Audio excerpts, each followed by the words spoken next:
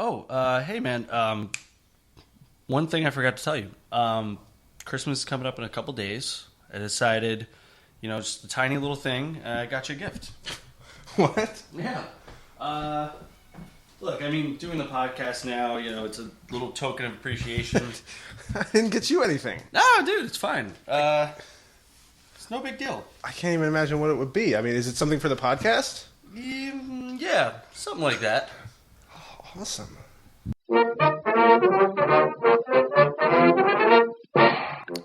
Hello, and welcome to another episode of MovieSpit. I'm John. I'm Gianni. And we just saw a couple movies recently, and one of the recent ones we saw was Nebraska, which is a new Alexander Payne movie starring, what's that old fucker's name? Bruce Dern, Will Forte from Saturday Night Live, a bunch of random people, freaking Bob Odenkirk from Breaking Bad, and a bunch of others. Stacy Keach with his fucking weird lip. Stacy Keach's hair lip.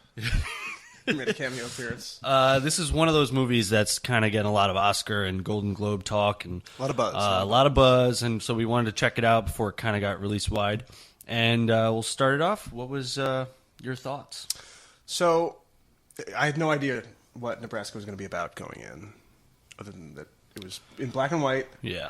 Alexander Payne, Bruce Dern was getting a lot of buzz. It was really old. Yeah.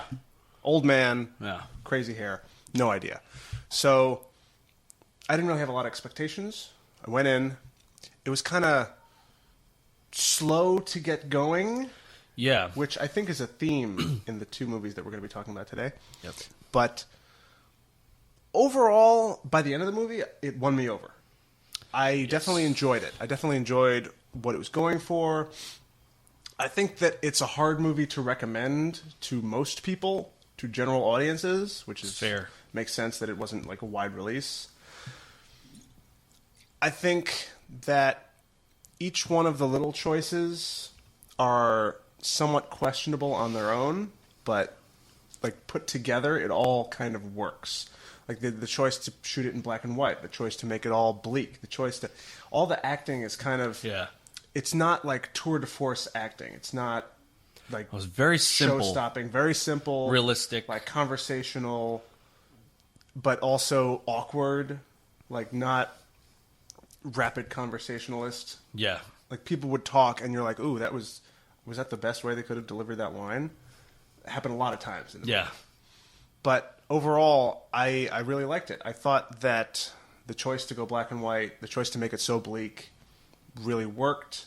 I think that the movie, you could call it a masterwork in the strictest sense of the word, just because it's the work of a quote-unquote master.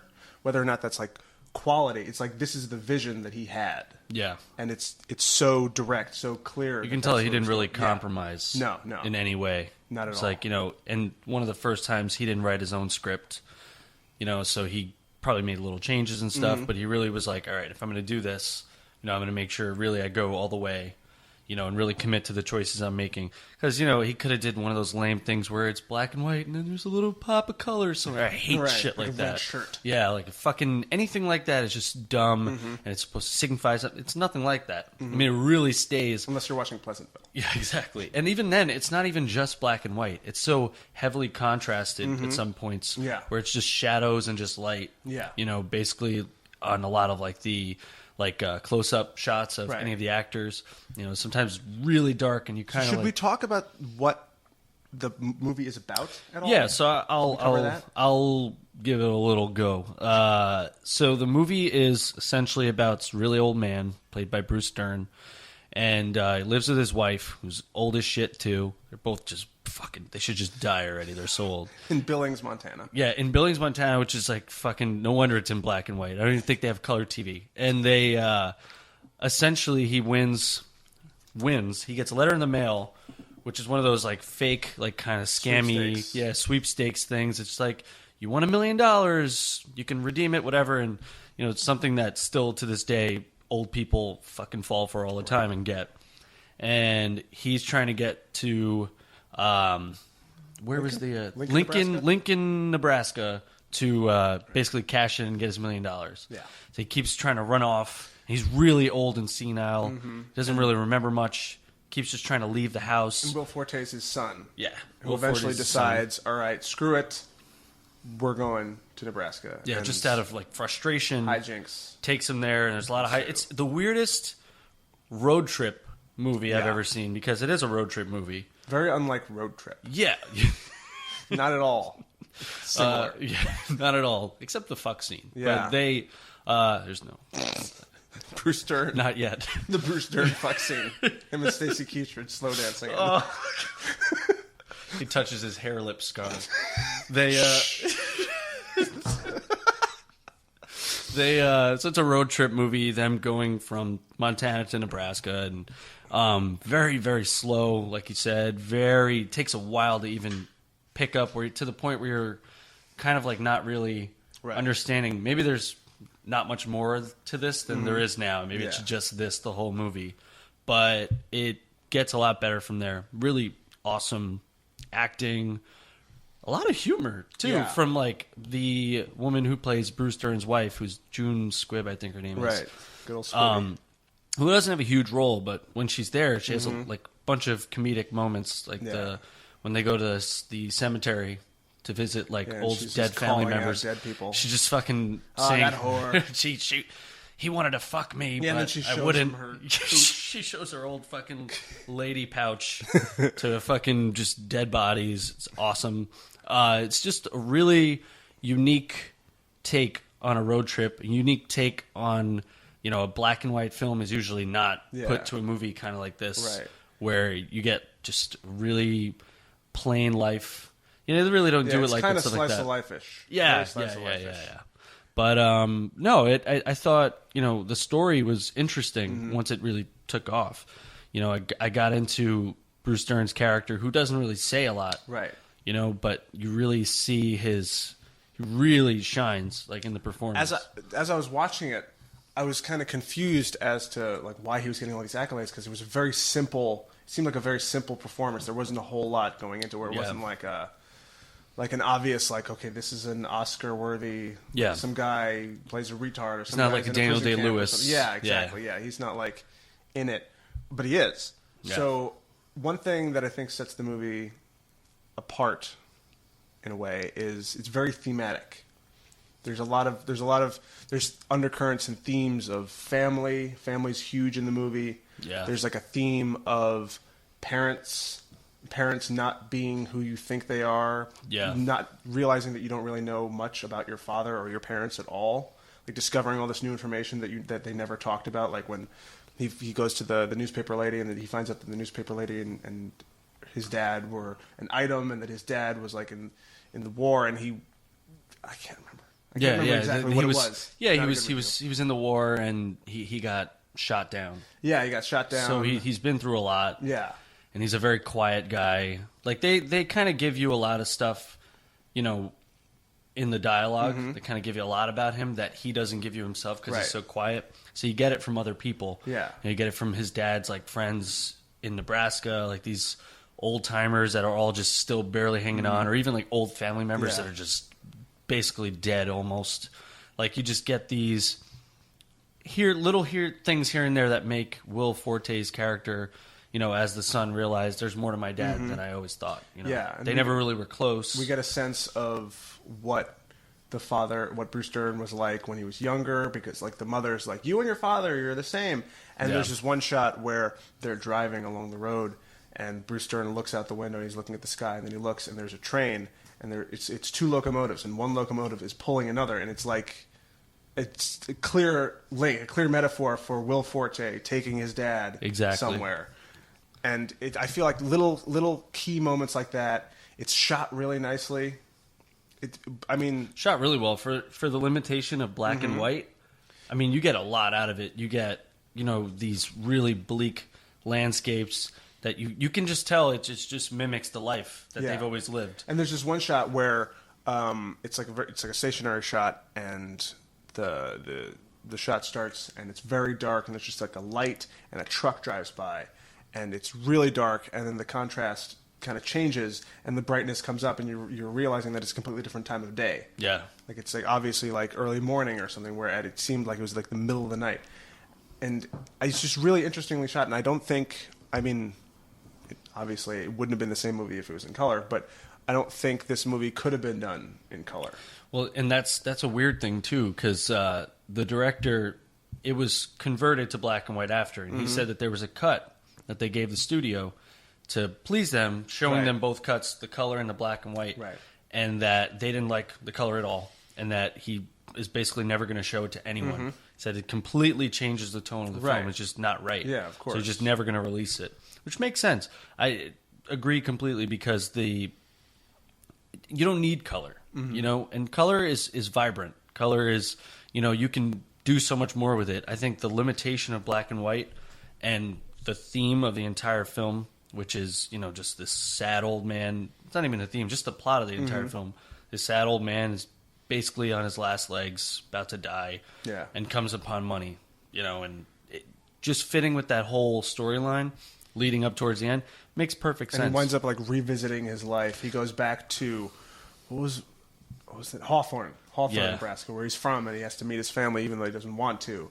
And he goes and visits the old farmhouse where he grew up. Yeah. And I felt like that whole scene was really interesting because like he goes in and his wife is like, it hasn't changed. This is exactly the way his mother kept it. And it's just a wreck. Yeah. And then they go up the stairs and he winds up going, like they're looking into the room where, and then his wife goes, this is the room where your brother died or something like that. And he goes, yep.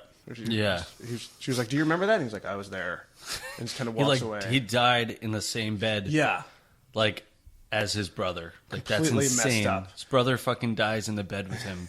And he just has to live on like that. Guy gets shot down in the war. The guy loses his, like, love. Like, all this stuff. And you get that without him saying a word. And then they go into his parents' room.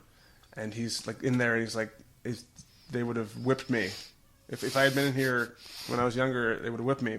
But they're dead now. Yeah. And it's like this complete, like, this, you get this entire moment, or you get the feeling of his memory encapsulated in this brief moment of him saying that and seeing the expression on his face and realizing that, like, he's in the same place in space, but just the time is different. Yeah. They didn't need a flashback or anything right, exactly. to give you that. You don't need the backstory. You just need that moment, that performance, that character saying that. It doesn't need to spell it out for you. Yeah, exactly. It's just a simple film, but, you know, simple just in you watching it and thinking, oh, it's really simply done. But it's complicated on so many levels. Yeah, just how well written and how well directed and put together and well acted, especially. So, would you recommend it?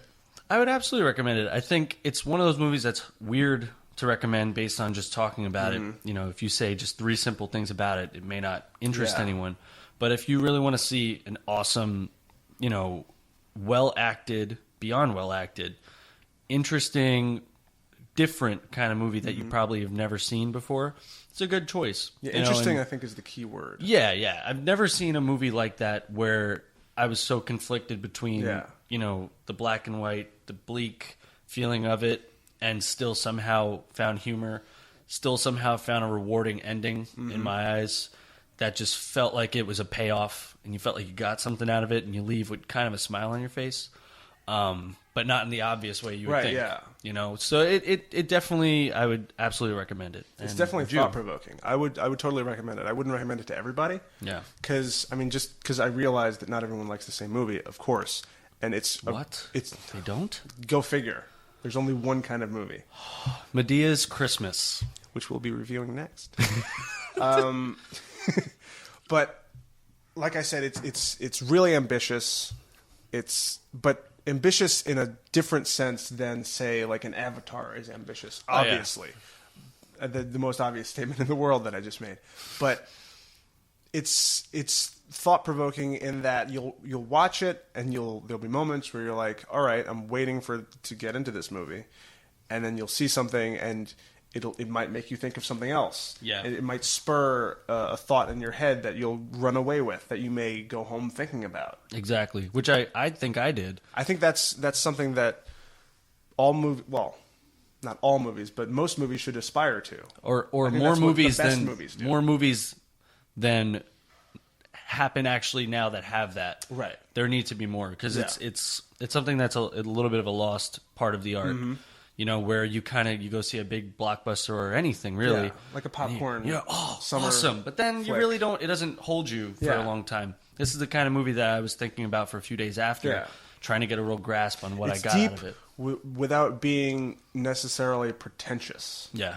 Because I feel like that's a real danger with these art house movies. It felt anti-pretentious. Is like, You know, it felt kind of like, you know, I'm not going to do what most art house movies do. I'm not going to do what most indie, you know, award-winning films or award-nominated films do. I'm just going to go with something simple, and I'm just going to rely on great acting and a good story. And it definitely was well worth the time to see it. Yeah. Really good time. So definitely go see it.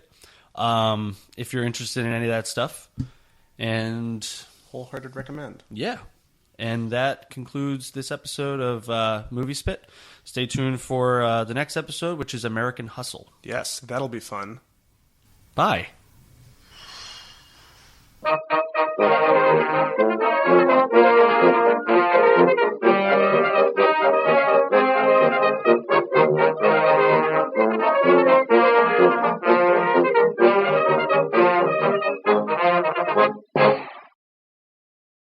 Bye.